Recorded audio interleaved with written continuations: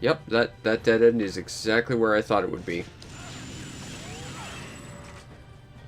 Anyone got a health kit?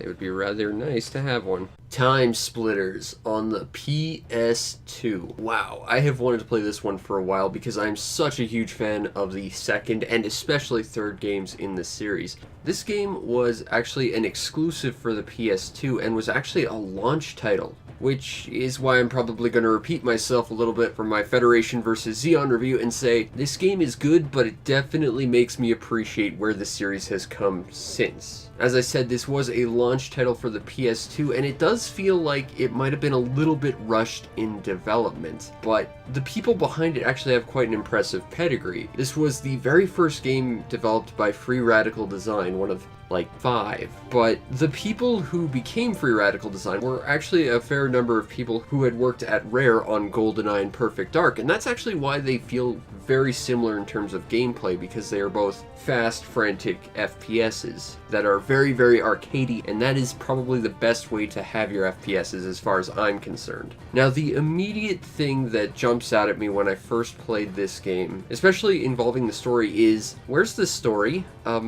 And I don't mean that as a sort of sarcastic, I was really that unimpressed by the story, there was just so little of it. There really isn't any. If you select the campaign mode, they basically give you a mission, they tell you to select a character, and then you're dropped in, and the closest thing to an actual story you get is basically the understanding that everyone else in the area is shooting at you, so you should probably shoot them. And don't get me wrong, TimeSplitters is a game that you mostly play for the gameplay. Sure, TimeSplitters 2 and Future Perfect, they had some pretty decent stories, but really the gameplay I've always felt was sort of key to these games. But at the same time, it's the story that gives the shooting context. In TimeSplitters 2, you played as Sergeant Cortez, quantum leaping into various people, having to live their lives, complete their objectives, as well as trying to complete his own. And in the third one, you had to play as Cortez, getting sent through time, meeting some of the people he quantum leapt as, having to team up with them in order to save the world from the titular TimeSplitters. Whereas in this game, you're just sort of running around shooting some guys. Like I said, this was a launch title, and this is kind of what makes me think this game is a little bit rushed. There is a campaign, but there's no story to give any of the shooting context, and that comes across as a little bit rushed in my opinion. That said, the shooting is still really damn good. If you've ever played Perfect Dark or GoldenEye, you're probably going to be right at home here, except now you've got 2 analog sticks to work with and not the terrible N64 controller, so it's better in all respects. There's a little bit of auto-aim with the shooting, but just enough to make it feel really smooth, not so much to make you feel like you've got an aimbot on. And your character speed moves really, really quickly, which I appreciate, because one of the biggest things in this game, moving. You must always be moving, or else you're going to be shot and you're going to be dead, because enemies do a lot of damage in this game. Unlike some other FPSs out there that could be named, you can't simply duck behind a waist-high concrete barrier crying while eating a bunch of dirt in order to recover your health magically. No, in this game, it goes back to the old-school arcade mechanics of health packs and armor. And I love that sort of thing because that adds a significant amount of tension, because no matter how good you're doing, 1 or 2 stray shots could put an end to you, which means you have to scour the environments for materials and supplies in order to stay alive. And if you've already used them at this point, well, then you're really in trouble and you really have to finesse your way out of it. Seriously, I love the high-speed combat in games like this, and TimeSplitters does it excellently. There's always that tangible sense of danger because there is so much damage done by even just a single stray bullet, and because of that, every single enemy, no matter how big or small or whatever weapon they have equipped, makes them a serious, tangible threat. I love that. You can't simply get shot once and laugh it off. No, every time you get hit, that's a serious problem that will affect your approach later on. Now, having some decent mechanics is all well and good, but without a game to attach it to, well, that's just a set of mechanics. The actual campaign to TimeSplitters is kind of interesting. All the levels have a set consistency in terms of an overall goal. Basically, you start at point A, you have to shoot your way down to point B, at which point you collect the MacGuffin du jour, and then you run back to the arcadey video game exit point at the start. Sounds easy? Well, it might sound easy on paper, but like I said, enemies do a lot of damage, and there's a lot of them, so you really have to manage how much ammo you have, how much health you have, how much armor you have, and maybe even ignore some of the pickups along the way. And even if you manage to kill all the enemies up to the MacGuffin, well, that just means your trek back to the start is really simple because you're just surrounded by nothing but corpses, right? Well, no. Because the moment you pick up the MacGuffin, that's when the TimeSplitters show up. These time-traveling alien monsters that are just there to wreck your day. You have to either find a way to kill them all or run past them, but either way they sprout up in front of you. And they are actually kind of like legitimately scary just because of how spontaneous they are in terms of their spawning. But what makes this really fascinating is the levels are affected by the enemies you kill prior to collecting the MacGuffin as well. For example, if you happen to think you're really clever and avoid all the bullets and don't kill anything to grab the MacGuffin, well, all those enemies are still going to be there, including the TimeSplitters. If you decide to avoid enemies by going through little secret side shortcuts, well, maybe they decide to follow you through there, and suddenly your secret route is now a giant kill box.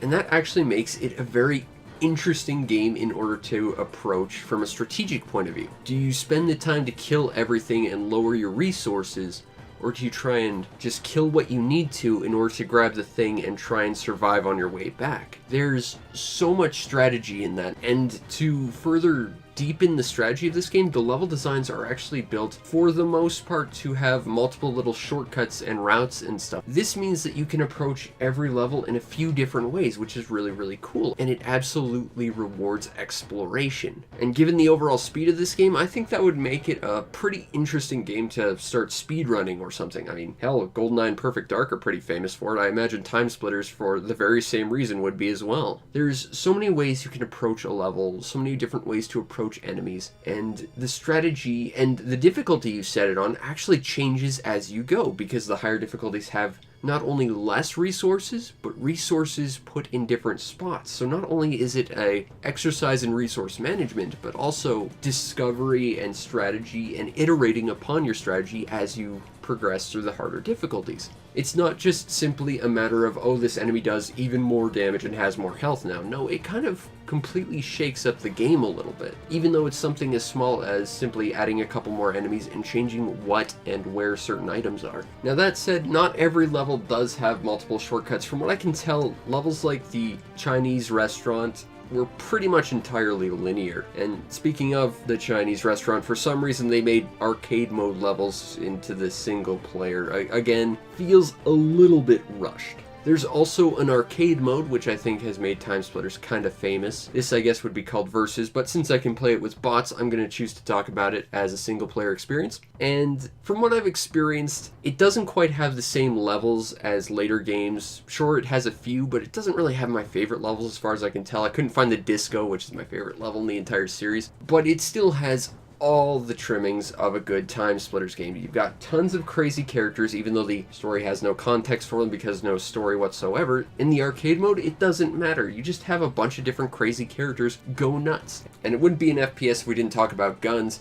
This game has a fair number of different ones. I always like the Tommy guns in TimeSplitters, and they're still here, which is great, but all of them feel really impactful. There's nothing that feels overly weak or not worth using. Like I sort of said, pretty much any individual shot is still a tangible threat, and it feels like that in the weapons you wield too, which is really empowering and a lot of fun, especially when you're running around at high speeds, shooting up a different team who's also trying to exchange shots with you. It's really intense and a ton of fun. There is a lot to enjoy here if you just want the pure first-person shooter experience. Now granted, it does feel very light on features and unlockables and everything compared to the second and third games, but the difference between this and the third game was 5 years and a second game in between it to iterate upon. And like I said, this was a launch title. It does feel like it was a little bit rushed, again, lacking a story altogether. But you know what it does have? It has a level creation mode. And I just want to point out, this is a game released in 2000 on a console. From what I can recall, in terms of FPSs, really level editors only existed on PC. And I mean, looking at them now, you kind of have to wait about a year and a half since the game releases and pay an additional $40 for the privilege. You got to admit, for a game coming out in 2000, TimeSplitters was kind of ahead of the curve and offered quite a lot in terms of giving you the most bang for your buck. They really really wanted you to play the PlayStation 2 as much as you could with this one game, and I think it is jam-packed. Sure, not quite as much content as TimeSplitters 2 or 3, and yeah, I'm gonna keep ragging on the story because there isn't one, but in terms of sheer content for a launch title, this is pretty mind-blowing. I'm impressed with this game. The overall presentation to TimeSplitters is really impressive. The soundtrack is really solid, although, again, I think I like later iterations of the series a little bit more just for the variety and stuff. It's very good at developing a ambience as well as indicating the hectic nature of the game. I like the soundtrack to this game.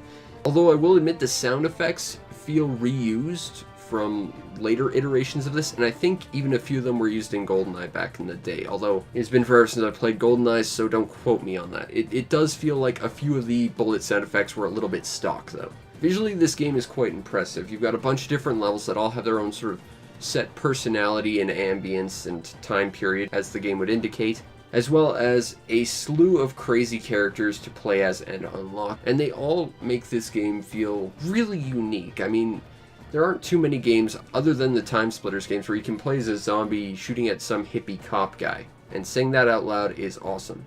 Now, if you want a copy of TimeSplitters on the PS2, cheapest one I'm seeing right now is $15 shipping included, and that's not too bad. I have to give a huge shout out and thank you to my girlfriend for sending this to the show and completing my TimeSplitters collection, although I really have got to get a PS2 copy of the second game because, man, playing TimeSplitters on a GameCube pad is not ideal. But regardless of what game in the series you get, it's going to be a ton of fun. It's fast-paced shooting glory at its best. I've always seen TimeSplitters 3 as the best FPS I've ever played, and this is basically an earlier iteration of it. It might be a little light on content comparatively, but it still has the heart of TimeSplitters, and I think if I were to analogize this game, I would say it's sort of like that awkward, lanky teen mid-puberty sort of. You started with something like GoldenEye and Perfect Dark, which were innocent kids who knew what they wanted to do and they were just having a blast doing it, and then you end up with something like TimeSplitters Future Perfect, which is fully developed adult, going out confidently into the world and leaving their mark. But in between you have the original TimeSplitters, which doesn't really feel like it's sure what it wants to do. It doesn't know if it wants to be a story-driven FPS, or it doesn't know if it just wants to be an arcadey, goofy, good time, but it's still doing its best to put itself out there. And ultimately, while it's not the fully finished product that would end up being TimeSplitters, as seen with the second and third game, it's definitely a good step towards it. Like I said at the top, this has made me really respect more where the series is now. Well, relative to 2005. Anyway, seriously, someone out there, please make another TimeSplitters. Do it for me. Agent Cortez and RoboFish need to get back in action, but still, for a launch title on the PS2 that feels maybe a little bit rushed, it is still an incredibly fun time, and if you like arcadey FPSs, this one is an absolute blast to play. Stop shooting at me.